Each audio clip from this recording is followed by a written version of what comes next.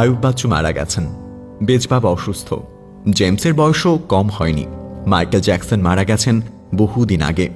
নতুন funny video বানাবে না আর মিস্টার বিন। সালমান শাহ কখনো বাংলা সিনেমায় আসবে না। রাজ্জাক, রাজীব, হুমায়ুন ফরিদি সহ কি অসাধারণ ছিল তাদের অভিনয়। টেলিসামা, দিলদার তো অনেক আগেই চলে গেছেন। হিথ লেজারকে আর কোনোদিন জোকার চরিত্রে দেখা যাবে না। শাহরুখ, সালমান, আমির বুড়ো হয়ে যাচ্ছে। শৈশবের হিরোদের এখন ফানি লাগে। অসুস্থ কন্টেন্টে ভরপুর ফেসবুক আর চালাতে ভালো লাগে না।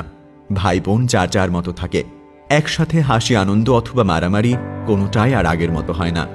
আক্ষরিক অর্থেই আমরা এই পৃথিবীর সবচাইতে ভাগ্যবান জেনারেশন। 90-এর মাঝামাঝি থেকে 2005-06 সাল অবধি আমরা যারা শৈশব কাটিয়েছে এই বাংলাদেশে, তারা কি পায়নি? 3 গোয়েন্দা আর দীপু নাম্বার 2 পড়া দিয়ে শুরু। কিশোর, মুসা, রবিন আর জিনার সাথে আমাদের ভীষণ বন্ধুত্ব।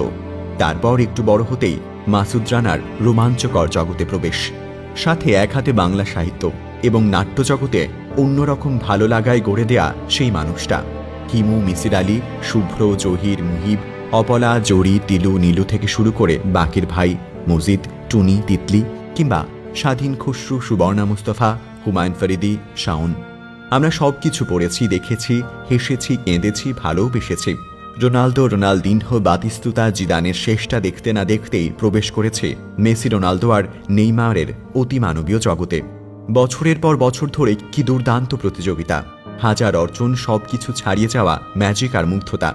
রাত দিন কত আলোচনা, সমালোচনা, ঝগড়া আর তর্ক। আমরা কিন্তু ব্রাজিল, আর্জেন্টিনা, ইন্ডিয়া আর পাকিস্তানকে সমর্থন করতাম। আমাদের সময় রিয়াল আর বার্সেলোনা ছিল আবাহনী আর মোহামেডান। আমরাই বোধ হয় শেষ জেনারেশন যারা সবাই মিলে ফুটবল খেলতাম। 22 টাকা দামের বল কিনতে আমরা সবাই চাঁদা তুলতাম। একটা ব্যাট কিনতে আমাদের অনেক কষ্ট হতো। আমরা মাঠে 30-35 জন থাকতাম, কিন্তু খেলার সুযোগ সবাই পেতাম না। কোনো দুঃখ নেই, আজ যারা খেলতে পারেনি, কাল সকালে সবার আগে ব্যাটিং তারাই পাবে। অতিমানবীয় শচীন টেন্ডুলকারের শ্রেষ্ঠ সময় দেখেছি আমরা, আবার শেষটাও দেখেছি। অস্ট্রেলিয়ার অপ্রতিরোধ টিমের খেলা দেখেছি।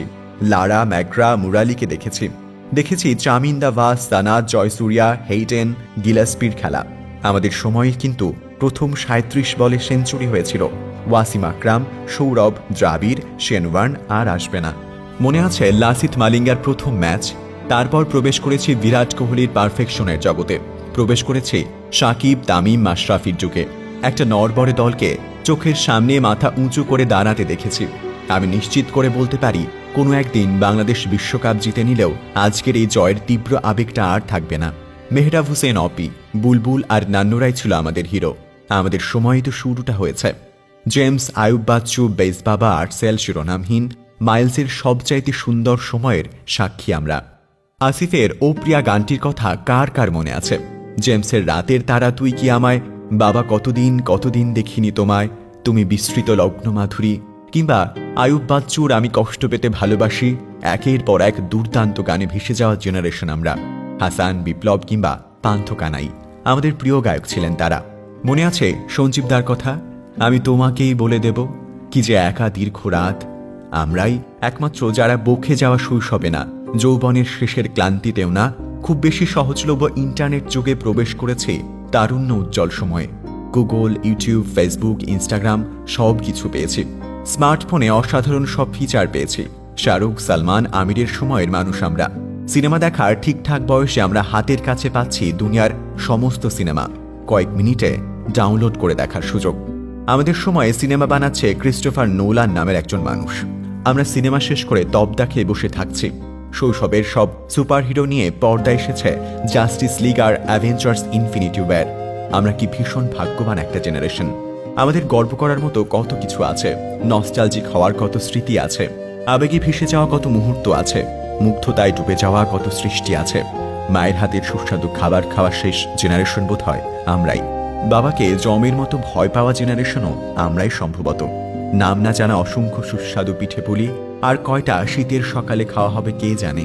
টিভিতে আলিফ লায়লা, সিন্দাবাদ, রবিনহুড, গডজিলা শুরুর মিউজিক বাজলে আমাদের বুকের রক্ত যেভাবে ছলকে উঠত, সেই তীব্র আনন্দ আজকের নারুটো আর ড্রাগন বলজি দেখা বাচ্চারা কোনো দিন বুঝবে না। শুক্রবার নামের আবেগটা শেষ আমরাই বোধহয় অনুভব করেছি। আমরা যেমন ভাগ্যবান, ঠিক আমাদের দুর্ভাগ্যও কি কম? ভাবতে গেলে আর চিন্তা ভাবনা চালিয়ে যাওয়া যায় না। 3 গোয়েন্দা তো শেষ হয়ে গেছে। মাসুদ রানা এখন কি আর লেখে আগের মতন? সেই স্বাদ পাওয়া যায় না। হুমায়ুন আহমেদ চলে গেছেন, সব বই পড়া শেষ, সব নাটক দেখা শেষ। ভাবতে গেলে কেমন লাগে। প্রথম আলোর সাথে সোমবারে আলপিন দেয় না, বৃষ্টি হলে কাগজের নৌকা ভাসাই না বহুকাল। সুনীল, শীর্ষেন্দু, সমরেশ মজুমদারকে আমরাই ভালো চিনতাম। আর অল্প কয়টা বছর, তারপর কোনোদিন ফুটবল মাঠে পায়ের ছোঁয়া পড়বে না মেসি রোনালদোর। এই দুই অতিমানবের পায়ে সৃষ্টি হবে না কোনো জাদুকরী মুহূর্ত। আর একটা বিশ্বকাপ, তারপর সাকিব, তামিম, মাশরাফিও কি বাংলাদেশের হয়ে মাঠে নামবে? আর ভাঙা পা নিয়ে দৌড়াতে গিয়ে কেউ আর পড়ে যাবে না। ভাঙা আঙুল নিয়ে কেউ আর 10 ওভার বল করবে না। হাতে ব্যান্ডেজ বেঁধে কেউ শুটিংয়ে নেমে যাবে না। লিখতে গিয়ে এই মুহূর্তে আমার চোখে পানি চলে আসছে। পারফেক্ট মুশফিকের সাথে বিপদের বন্ধু মাহমুদুল্লাহ, এই 5 জন ছাড়া বাংলাদেশ মাঠে নেমেছে, সেটা আমরা কিভাবে সহ্য করব? কিভাবে? আর কয়েক বছর পর মানুষ অনেক আধুনিক হবে। আধুনিক সমাজ প্রেমের ব্যাপারে অনেক উদার হবে। আমরাই শেষ জেনারেশন যাদের প্রেমিকার বিয়ে হয়ে গেছে অন্য কোনো প্রতিষ্ঠিত ডাক্তার, ইঞ্জিনিয়ার বা বিসিএস ক্যাডারের সাথে। একটা মানুষকে ভালোবেসেও শুধুমাত্র সমাজের কারণে একমাত্র জীবন কাটানো হয়নি আমাদের। আমরা একদিন হাজার হাজার স্মৃতি নিয়ে বুড়ো হয়ে যাব। ভালো লাগা আর খারাপ লাগা দু ধরনের স্মৃতির ওজনে ভারী হয়ে থাকবে আমাদের বয়সের বোঝা। কোনো এক ক্লান্ত সন্ধ্যার আলো আঁধারিতে ব্যালকনির বেতের চেয়ারে বসে আমরা দীর্ঘশ্বাস ফেলে ভাবব, জীবনটা আসলে খারাপ ছিল না।